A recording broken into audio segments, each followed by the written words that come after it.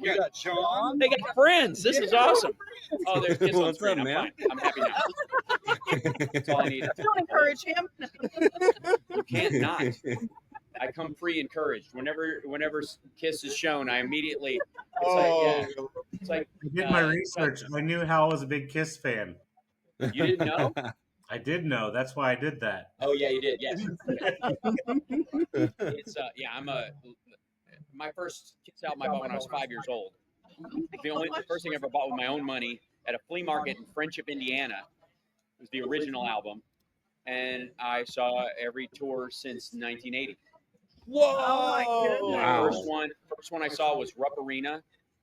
My mom took me because I was a huge Kiss fan. I dressed up as Kiss, with three of my friends in elementary school, and we would dress up as them, and we would perform Alive 2. Well, it was Alive at that point, Alive on desks, because those would be the big platforms. Yeah. And then for our school, we'd lip sync the whole thing for the school. I did my multiplication tables, my 3s and my 4s, dressed as Paul Stanley. True story. Oh, that's awesome. True story. I was love on that. That's true. I was on the radio station. We had a guy named who called himself Dr. Love, and he would, in Frankfort, Kentucky. He was the local DJ, and he heard about this, and all four of us came down there in costume, and we introduced I think when Destroyer came out, like he had us dressed. We were dressed up on radio. Awesome. On radio. To introduce, and there's a picture of me circulating around when I'm like 9 years old as Paul Stanley with my little like Jackie Chan haircut, and my long underwear with the chest cut out of it that my mom made, and my painted galoshes, my rain boots painted with wood soles stuck to That's them. perfect. Yeah, and I could not have been prouder, and I still am. Wow. And years later, so start there. The reason we got tickets to the show, my dad is an architect for the state of Kentucky. Uh-huh. My dad designed the first 2 fully solar homes in the whole country. They were in Kentucky. They're built into the side of a hill. They're hot, insulated by the hill. It's hillbilly solar. So he did that. He worked for the state, and he repaired all the old buildings. So we would make like square nails in a crimp in the backyard, like with a little press that my dad had. And my dad and I would sit and make square nails to fix the old library building when I was a kid. And across from his office at the government was the Film Commission. And Kiss films all their shows. They always have. But they had to get permits in some countries, or in some states. Some states didn't give a shit, but some you had to. If you want to film anything, you've got to get a permit. It didn't cost you anything most of the time, perfunctory, but they did it. Right. And a lot of times to grease the wheels, they'd give tickets. So the guy who ran the office was a born-again Christian and thought they were Knights in Satan's service and was Right. freaked out by them. And so he wouldn't even let the tickets in his office. They were in that little letter holder outside on the wall. Oh my And he gosh. literally wouldn't even lean out the door when the guy dropped them off. They were in an envelope. And he goes, Sparks, hey Sparks, I know your kid likes that devil music. There's some tickets if you want them there in that thing right there. And my dad got them, and there were 2 tickets. And they were okay, but they were like the kind of seats you give to government employees. Right. They're up, like on the side stage, or whatever. And my mom is very attractive. And she took me to the show in like this little halter top thing or whatever. And she was like, we were very disappointed in the seats or whatever. I was like, and she was like, I'll work it out. And she just breezed us right by like 4 security guys because she was so hot. And then 4th row, Paul's side of the stage, right in front of his microphone, 10 years old, Oh my arena. God. Wow. And I'm dressed as him, right, in my little outfit. And Paul's playing, and he goes, points right at me. And I would be lying if I didn't say that was a life-changing moment, that being seen by somebody that I was so amazed by made me feel like I existed in the world. And one of the reasons I wanted to become an entertainer was because if I could do that for somebody else too, that's amazing. Like, it wasn't that suddenly I was like touched. My little kid self believed that or whatever. My adult self has some perspective on it. Right. If you could give that to somebody else, what a crazy gift. Yeah. What you could set in motion, the ripples in that pond, right? And so Paul did that. And fast forward, I've done I Love the 70s for VH1, and Yeah. I brought my own Kiss dolls. I'm the only person, like, they brought Kiss dolls in this box. Like, you ever seen these? And I'm like, seen them. I have 2 sets. Paul's got a broken leg because he was having sex with my sister's Barbie. That's all I'm going to tell you. It's a true story.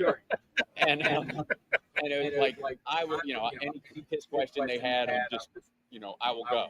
So two moments. I dated this girl when I was doing Queer as Folk in Toronto. She moves to Florida. I'm down there doing stand-up. I haven't seen her in years, and we have a very fond, loving friendship now. And I'm like, when I'm coming down, I want to take you to dinner. I haven't seen you in a long time. Check in with you. And I have to go to the radio. We'll go to breakfast because she had a thing. We'll go to breakfast, and I have to go to this radio thing in the morning. I go to do radio to promote my stand-up show. Uh-huh. And the guy goes, "Hey man, I know you're a big Kiss fan.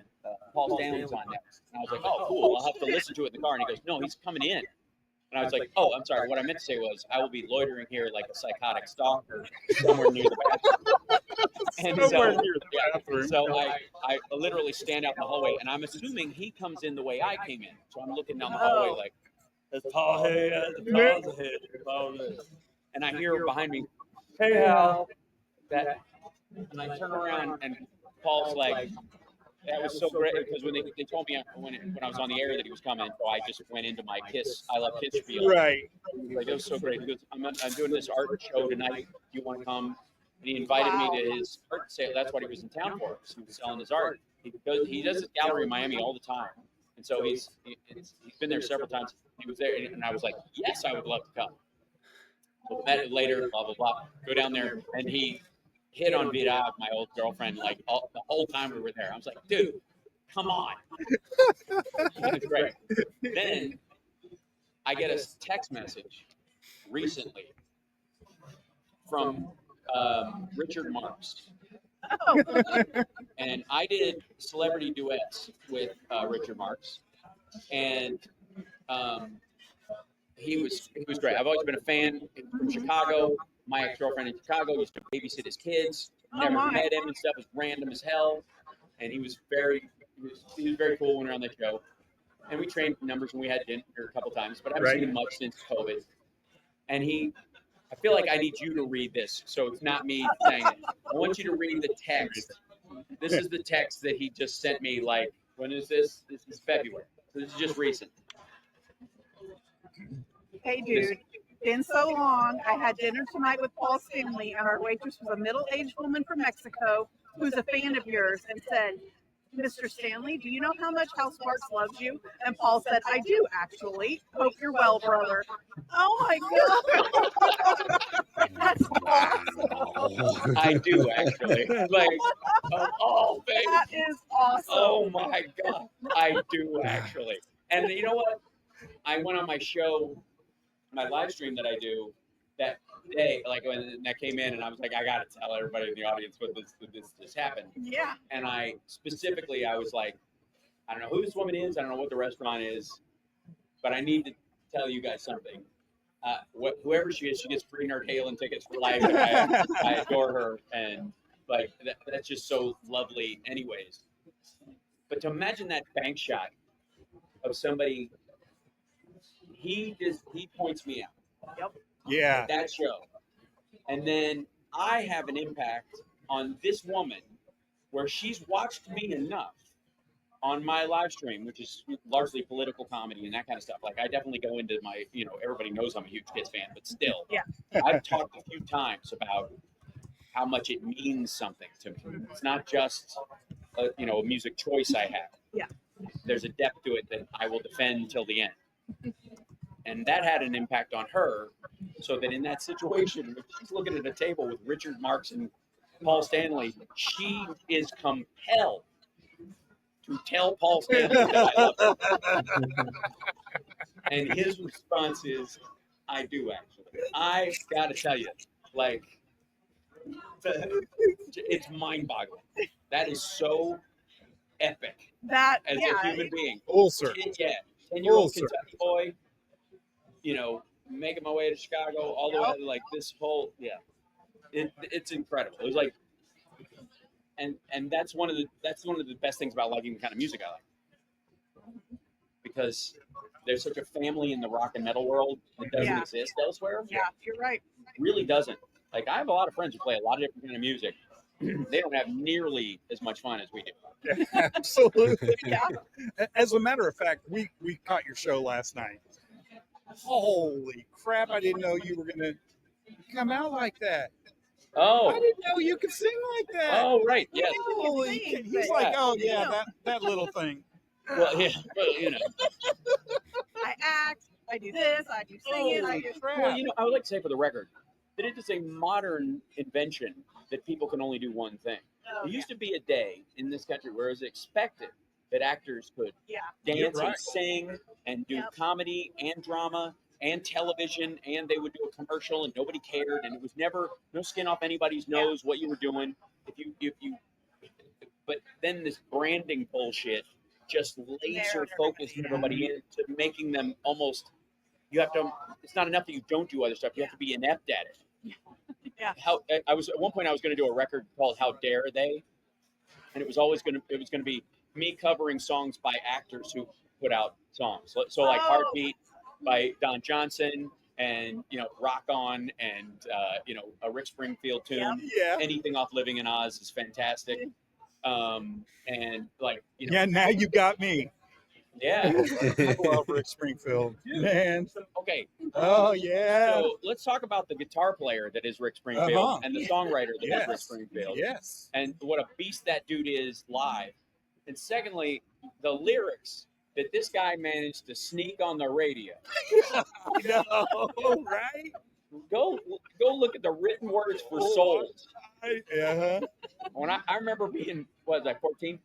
He held her tighter and tighter as he danced inside her. What the hell did that boy just say? She on knew that? from the moment that she let him in.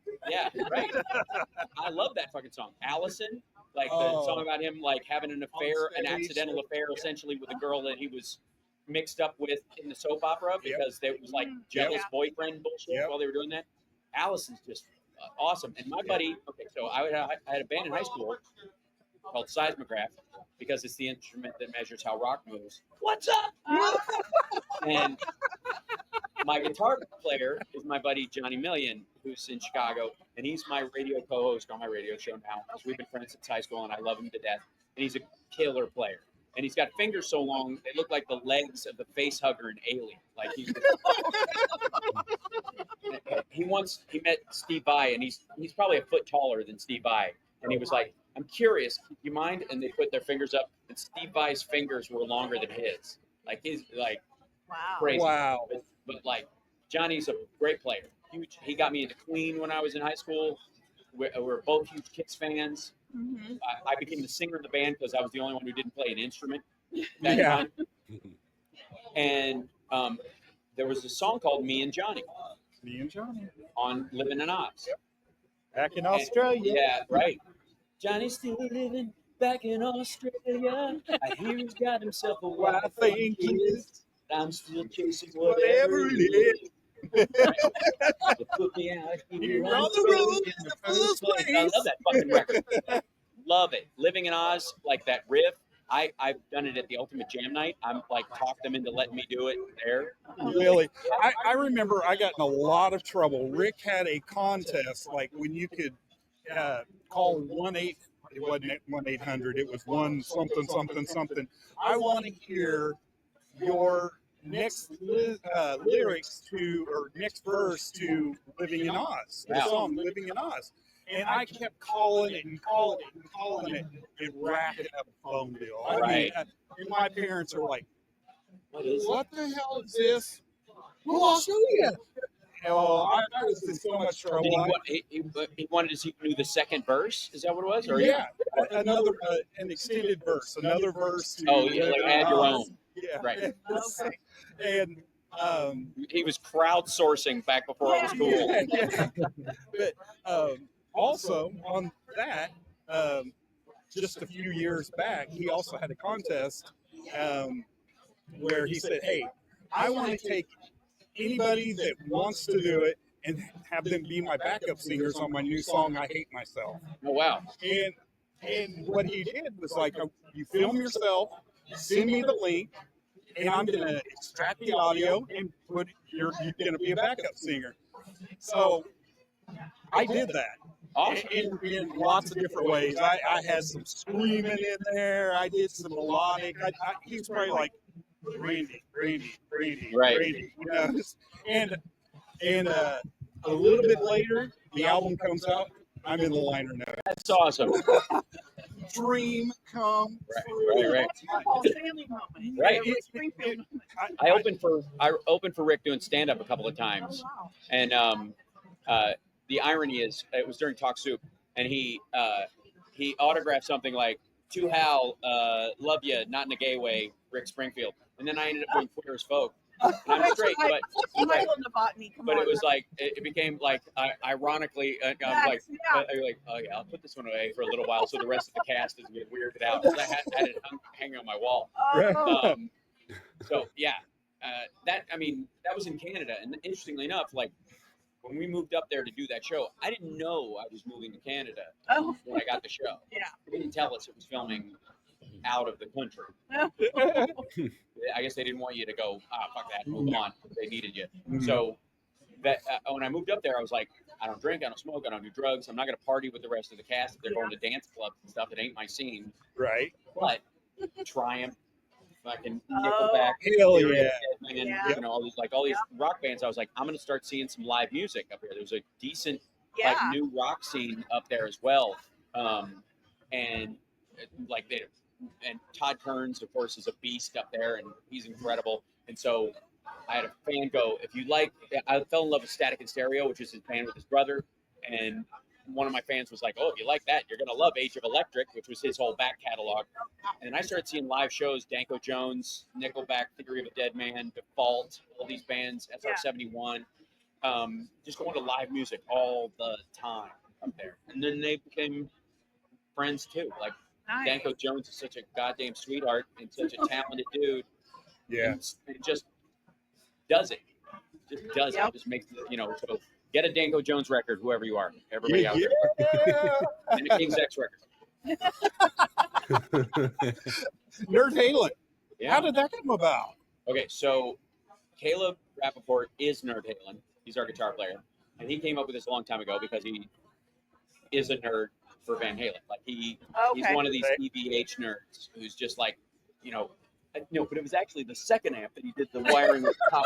Like that's all these dudes. You've seen them. They're like all these. They're tons of podcasts. He's in that circle, and in that circle, you know, he's a player. He woodshedded his whole life to get that style and learn how to do it.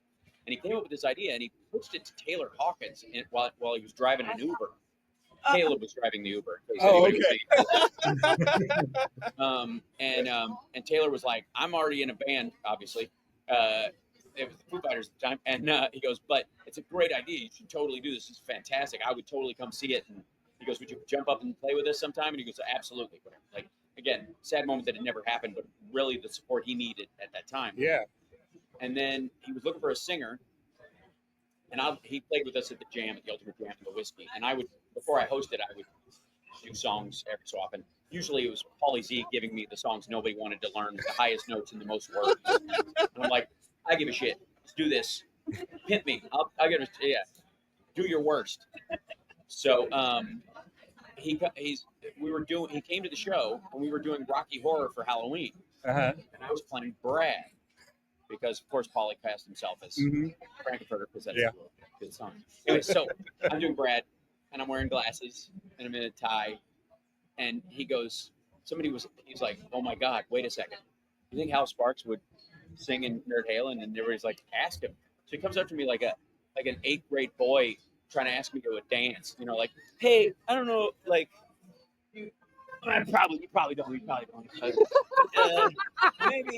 I don't know if you have this band thing, maybe if you'd be interested, it's called Nerd Halen, and I need a singer. And I was like, I'll do it. Like before I finished the sentence, I was like, I'm in, because people need effortless joy.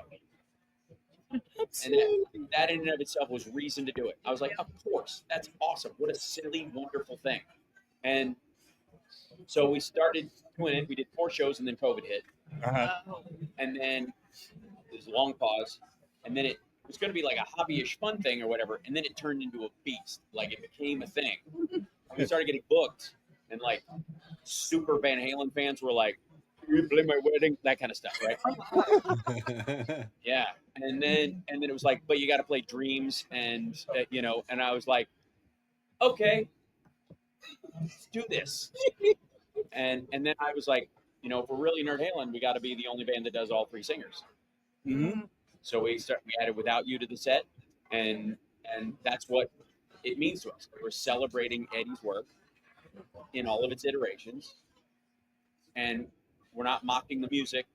We're having a good time while playing music that people love to hear. And my rule was, we talked about this in the very beginning, I was like, we can be as silly and funny as we want, as long as it sounds like a record. As long as the fans go, that's what I came here to hear. Yeah. As long as the fans, I will not disrespect fans.